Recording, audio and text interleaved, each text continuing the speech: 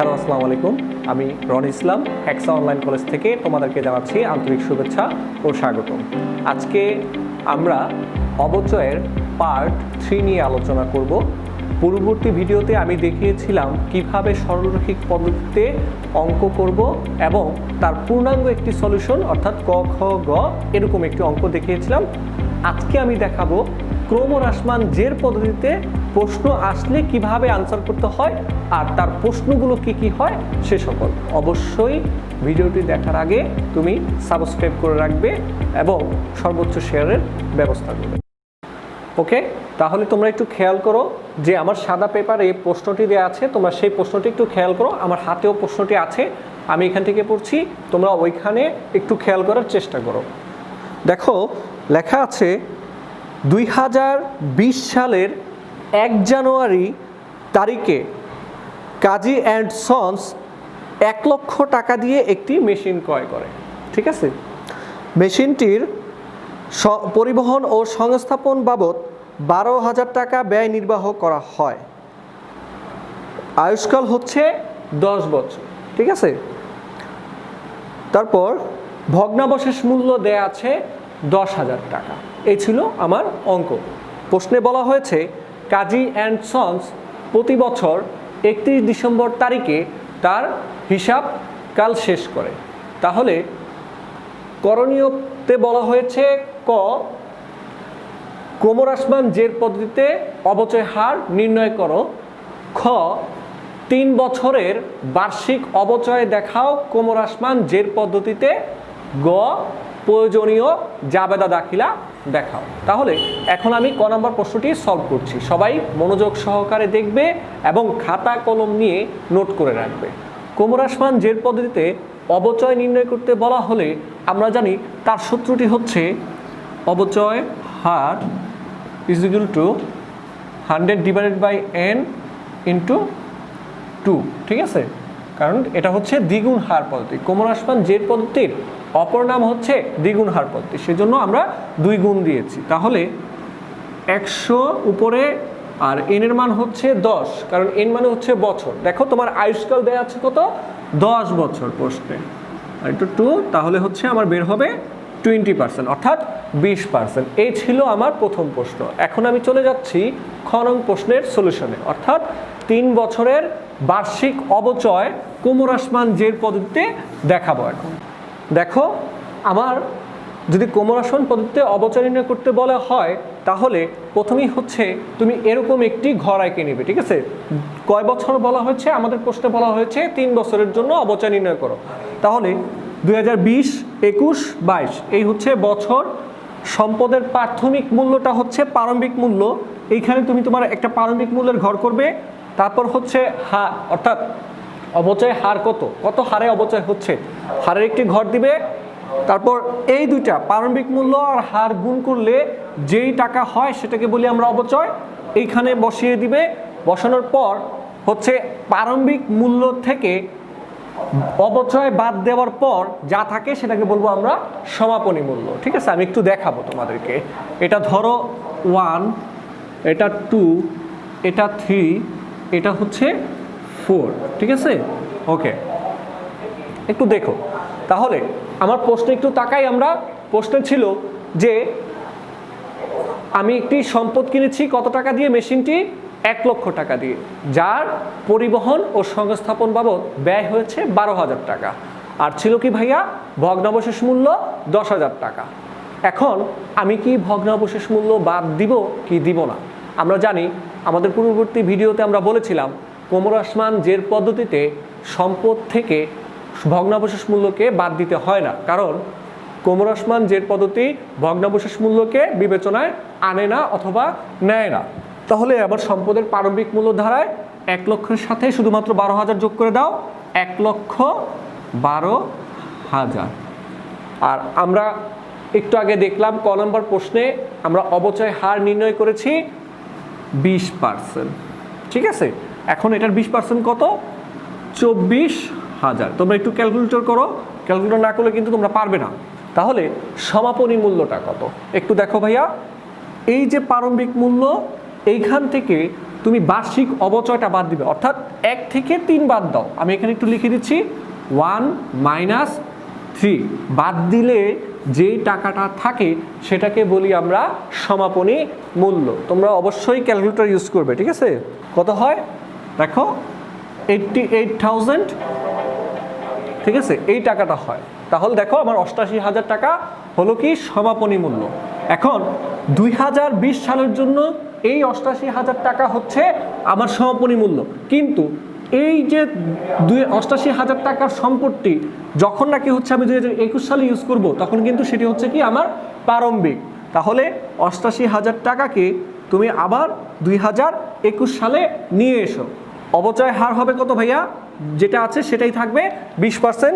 তাহলে তুমি 20% করে দাও, 88,000-এর উপর 20%, আমার হলো 17,600, ঠিক আছে? ঠিক সেমভাবে একটু দেখো, এই 88,000 টাকা থেকে তুমি তোমার এই টাকাটাকে বিয়োগ করে দাও, তাহলে কত হয় একটু দেখো ভাইয়া। -80,000, তাহলে এখানে পাওয়া যায় 70,400। ঠিক সেমভাবে আবার হচ্ছে 2021 সালের জন্য যদি 70,400 সমাপনী হয়, তাহলে 2022 সালের জন্য এটি হবে প্রারম্ভিক, ঠিক আছে? তাহলে 70,400 20% ধরো ইন্টু 20%, আমার বের হয় 14,080 টাকা, ঠিক আছে? ঠিক সেমভাবে আবার এইখান 70,400 থেকে তুমি এই 3টি বাদ দিয়ে দাও, 70,400 বাদ দিলে থাকে 56,320। এখন যদি বলা হয় তোমার 3 বছরে মোট অবচয় কত, তাহলে এই অবচয়ের ঘরটি তুমি যোগ করে দিবে, ঠিক আছে? তাহলে যোগ করলে কত হয় একটু দেখো। প্রথম বছর ছিল আমার 24,000, দ্বিতীয় বছর ছিল আমার 16,600, তৃতীয় বছর ছিল আমার 14,080, ঠিক আছে? যোগ করলাম, দেখলাম আমার অবচয় হয়েছে 55,680। যেই কয় বছর বলে সেই কয় বছরের অবচয় তুমি যোগ করে দিবে। আমার যদি 2 বছর বলা হতো, তাহলে কিন্তু এই দ্বিতীয় বছরের সাথে প্রথম বছরের অবচয়টি যোগ করে দেখাতে হবে এখানে, ঠিক আছে? আমি দেখালাম না, আমি একসাথে যোগ করে দেখিয়ে দিলাম তোমাদেরকে। তাহলে এই ছিল আমার কোমর আসমান জের পদ্ধতিতে 3 বছরের অবচয় নির্ণয়। এখন আমি তোমাদেরকে নির্ণয় করে দেখাবো প্রয়োজনীয় জাবেদা দাখিলা, কিভাবে আমরা জাবেদা দাখিলাগুলো দিব। ওকে, আমরা এখন জাবেদাগুলো দেখাচ্ছি, ঠিক আছে? আমার গ নম্বর প্রশ্ন এটা ছিল প্রয়োজনীয় জাবেদা দাখিলা দেখাও 2 বছরের জন্য। আমি এখন তোমাদেরকে 1 বছরেরটা দেখাবো, তোমরা দ্বিতীয় বছরটা করে নিবে। একটু দেখো, প্রথমে যেহেতু মেশিন কিনেছি, আমরা পূর্ববর্তীতে ভিডিওতে দেখেছিলাম যে কিভাবে জাবেদা দাখিলা দিতে হয়। মেশিন কিনলে মেশিন হিসাব ডেবিট, আর হচ্ছে আমি নগদান হিসাব ক্রেডিট, যেহেতু নগদে দিয়েছি তাই নগদান হিসাব হবে ক্রেডিট। এখানে চাইলে আমরা ব্যাংক হিসাবটাও লিখতে পারি। কত টাকাটা কিনেছি ভাইয়া? মোট হচ্ছে 1,12,000, 1,12,000 টাকা দিয়ে কিনেছি। এখন ডিসেম্বর 31 তারিখে হচ্ছে আমি আমার হিসাবকাল শেষ করি, তাই আমার এখন অবচয় ধার্য করতে হবে। এখন তুমি অবচয় দেখাবে, লিখবে অবচয়, সেম জাবেদা, ঠিক আছে? অবচয় হিসাব ডেবিট, পুঞ্জীভূত অবচয় হিসাব ক্রেডিট। যারা না বুঝবে তারা পূর্ববর্তী ভিডিওটি অবশ্যই দেখে নিবে, ঠিক আছে? পুঞ্জীভূত অবচয় ক্রেডিট কত টাকা? প্রথম বছরে আমরা বের করেছিলাম 24,000 টাকা, এই 24,000 টাকা। আর আমি হিসাবকাল শেষ করে দিব। এখন এখানে দিতে হবে কি ভাইয়া? আয় সারাংশ হিসাব ডেবিট, আর হচ্ছে অবচয় হিসাব ক্রেডিট, হিসাব ক্রেডিট। টাকা সেম 24,000 টাকা, এখানেও সেম 24,000 টাকা, ঠিক আছে? ওকে, দেখো আমি দ্বিতীয় বছরটি দিয়ে দিই, তাহলে তোমরা একটু চেষ্টা করো। এখানে হচ্ছে আমার 2000 হবে 21, 2021 সালে এসে আমি কিন্তু কোনো সম্পদ কিনিনি। আমার যে সম্পদটি ছিল, অর্থাৎ যে মেশিনটি ছিল, সেই মেশিনটি কিন্তু আমি এখন ব্যবহার করছি। তাহলে দ্বিতীয় বছরও আমাকে শুধুমাত্র এই জাবেদাটা দিতে হবে না, কিন্তু বাকি দুইটি অবচয়ের জাবেদা আমাকে দিতে হবে, ঠিক আছে? তাহলে সেটা কিভাবে? সেম জাবেদা, অবচয় হিসাব ডেবিট আর হচ্ছে পুঞ্জীভূত অবচয় হিসাব ক্রেডিট। এখন ভাইয়া আমরা কত টাকা লিখবো সেটাই তো, পুঞ্জীভূত অবচয় হিসাব ক্রেডিট। দেখো ক্রমহ্রাসমান জের পদ্ধতির অপর নামই হচ্ছে শুধুমাত্র অবচয়টা বৃদ্ধি পাবে। প্রথম বছরে তোমার যে অবচয় ছিল 24,000 টাকা, দ্বিতীয় বছরে তোমার যে অবচয়টা হয়েছে 17,600 টাকা, এই টাকাটি তোমাকে যোগ করে দেখাতে হবে। কি করে দেখাতে হবে ভাইয়া? অবশ্যই যোগ করে দেখাতে হবে। কত টাকা? তাহলে আমার হচ্ছে একটি হচ্ছে 24,000, দ্বিতীয় বছর হচ্ছে 17,600। এই টাকাটি আমরা একসাথে যোগ করে দেখাবো, হয় 41,600 টাকা, সেম 41,600 টাকা।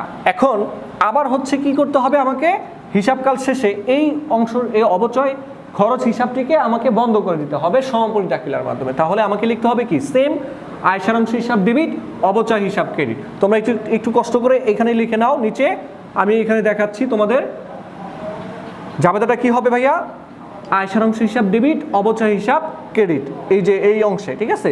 টাকা হবে 41,600, 41,600। ঠিক সেমভাবে যদি আমাকে বলা হয় তৃতীয় বছরের জন্য জাবেদা দাখিলা দেখাও, তাহলে কিন্তু আমি সেমভাবে দিব, ঠিক আছে? আবার তৃতীয় বছর গিয়ে আমি শুধুমাত্র লিখব 2022 সাল ডিসেম্বর 31 অবচয় হিসাব ডেবিট, পুঞ্জীভূত অবচয় হিসাব ক্রেডিট।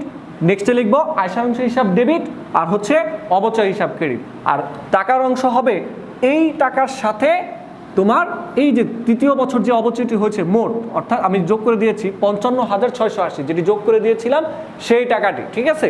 তাহলে এই ছিল আজকে আমার ক্রমহ্রাসমান জের পদ্ধতিতে কিভাবে জাবেদা দাখিলা দিতে হয়, কিভাবে অবচয় হার নির্ণয় করতে হয়, কিভাবে অবচয় নির্ণয় করতে হয় সেই বিষয়টি।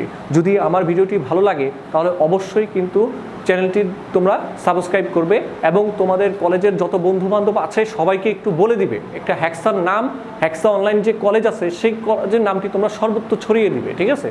আর হচ্ছে আমরা সাপ্তাহিক অথবা মাসিক ভিত্তিতে আমরা কিছু পরীক্ষা নিচ্ছি, সেটা দৈনিক হতে পারে।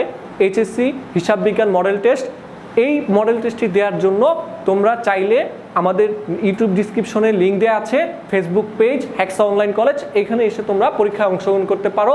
পরীক্ষায় সৃজনশীল এবং নৈর্ভিত্তিক দুটি হচ্ছে আমরা পরীক্ষা নিচ্ছি, তো চাইলে কেউ অবশ্যই অংশগ্রহণ করতে পারো।